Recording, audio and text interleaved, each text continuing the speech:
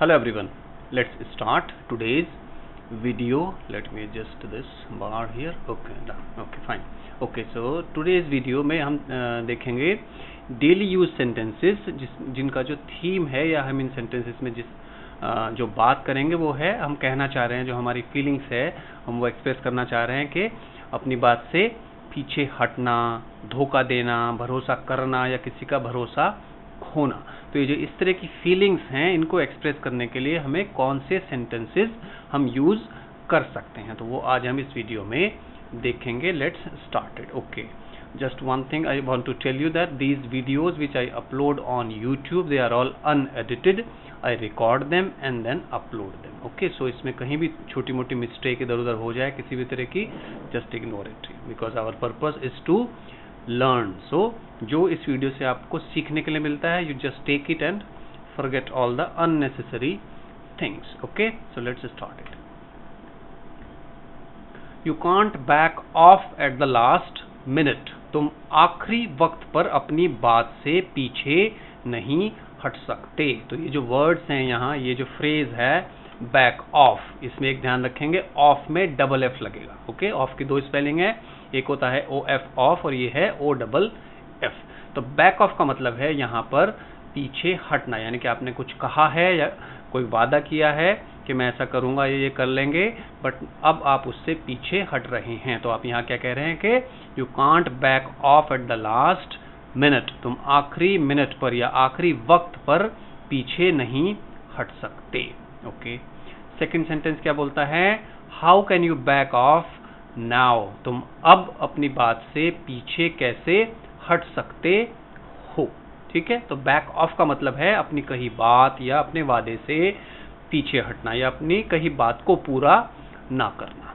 Okay, एक और तरीके से बोल सकते हैं, it is unfair for you to back off now, तुम्हारे लिए अब पीछे हटना या अपनी बात को पूरा ना करना अनफेयर है, यानी कि वो एक तरह से हम कहना चाह रहे हैं कि वो गलत है, उचित नहीं है। ओके, तो it is unfair for you to back off now. यहाँ एक और बात आप ध्यान रखिए कि ये जो सेंटेंसेस हैं, अगर आपको इनको बोलना सीखना है तो आपको उन्हें जोर जोर से बोलकर प्रैक्टिस करनी पड़ेगी, जितनी जोर से बोलकर मैं ये वीडियो आपके लिए रिकॉर्ड कर रहा हूँ। Right, it is unfair for you to back off now. Okay, तो ये तो हो गए अपनी बात से पीछे हटने के बारे में अगर हमें किसी को कहना है। ये कुछ तीन मैंने एग्जाम्पल सेंटेंस लिए हैं, there can be many more, so these are not the only one, so these 3 are for your practice. Okay, इसमें आप एक और काम कर सकते हैं प्रैक्टिस के लिए, which I always emphasise on, he can't back off at the last minute. यहाँ यू की जगह आप कर दीजिए ही।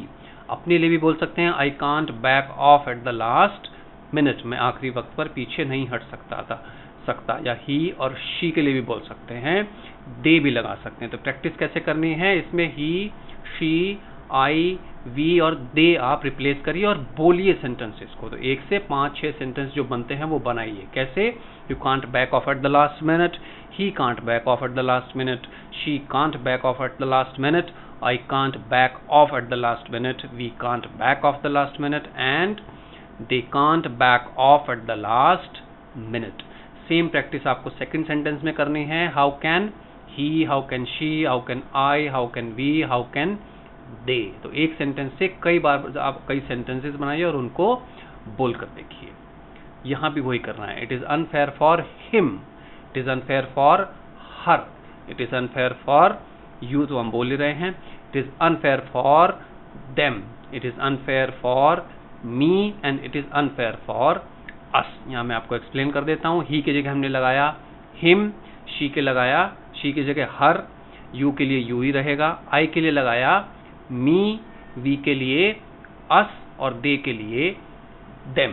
तो ये जो पहले जो मैंने बोले थे, ही, शी, आई, वी, यू, दे, ये हैं सब्जेक्ट प्रोनाउंस, और इनको जिनसे रिप्लेस किया, his, her, you and me, us and they, ये होते हैं ऑब्जेक्ट प्रोनाउन। ये थोड़ी सी एडिशनल इन्फॉर्मेशन मैंने आपको यहाँ इसमें प्रोवाइड करा दी। ओके, अब आ जाते हैं नेक्स्ट सेट पर। ये क्या कहता है, how can you break your promise, तुम अपना वादा कैसे तोड़ सकते हो। तो ये भी आप किसी को अगर बोलना है तो इस तरह से बोल सकते हैं। Same practice, how can he, how can she, how can I, how can we and how can they, और यहाँ चेंज होगा, आप देखिए कैसे होगा, how can he break his promise, and how can she break her promise, how can I break my promise, मेरा, how can we break our promise, and how can they break their promise.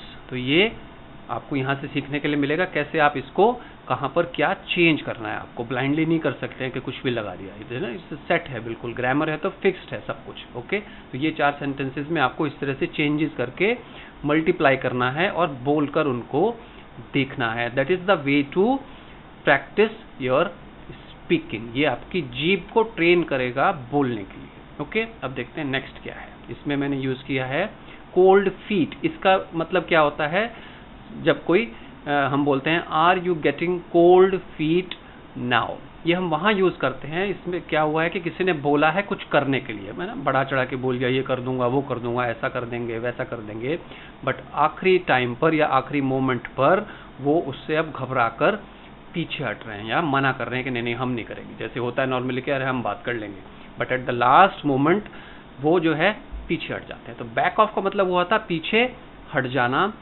Gate cold feet का मतलब होता है तो उस काम को करने में थोड़ी घबराहट होना या फिर आनाकानी करना कि यार हम नहीं करेंगे। ठीक है, तो ये हो गया गेट कोल्ड फीट। तो यहाँ हमने क्या सेंटेंसेस बोले हैं, are you getting cold feet now, क्या अब तुम अपनी कही बात से, जो आपने कही थी उससे तुम्हें घबराहट हो रही है, जो काम तुमने करने के लिए कहा था उससे तुम्हें घबराहट हो रही है या तुम परेशान हो रहे हो।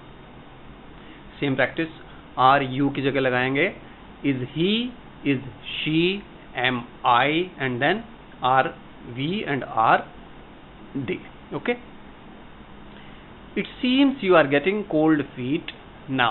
seems का क्या मतलब होता है, ऐसा लगना या ऐसा प्रतीत होना या महसूस होना। तो ऐसा लगता है कि तुम अब अपनी बात को लेकर थोड़ा उससे डर रहे हो कि नहीं कर पाओगे। Okay, it seems you are getting cold feet now, यानी कि जो बात तुमने कही थी कि ऐसा करेंगे, अब तुम्हें लग रहा है कि तुम घबरा रहे हो कि अब तुम उस काम को नहीं कर पाओगे। I knew he would get cold feet. मुझे पता था कि वो अपनी बात से बाद में उसे करने में उसे परेशानी होगी, वो घबराएगा और उस काम को नहीं करेगा। ओके, एक और है, are you dragging your feet और हील्स। इसका थोड़ा मीनिंग अलग होता है। ड्रैग योर फीट या हील्स का मतलब है कि आप किसी काम को धीमा कर रहे हैं क्योंकि आप वो काम करना नहीं चाहते। तो जैसे आपने किसी को कुछ करने के लिए काम दिया, कोई टास्क दी, and that person is not doing it with the speed और with the pace that is required. तो वहाँ क्या हो रहा है कि वो अपने काम को लटका रहा है।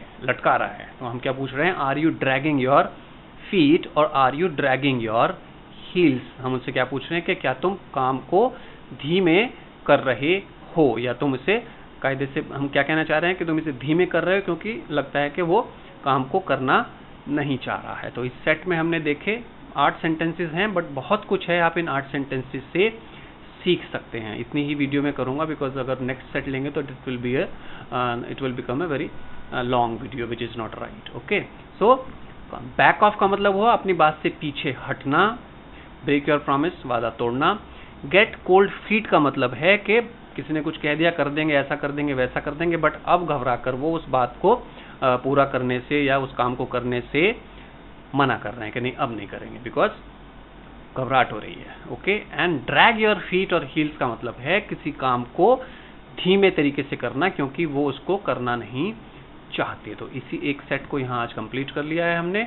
आई hope this video helps you and if you find it useful, like it, channel को सब्सक्राइब कर लें with notification bell and share the video with your friends, those who are in need of learning English. Thank you so much for watching. Bye bye for now. See you in the next video.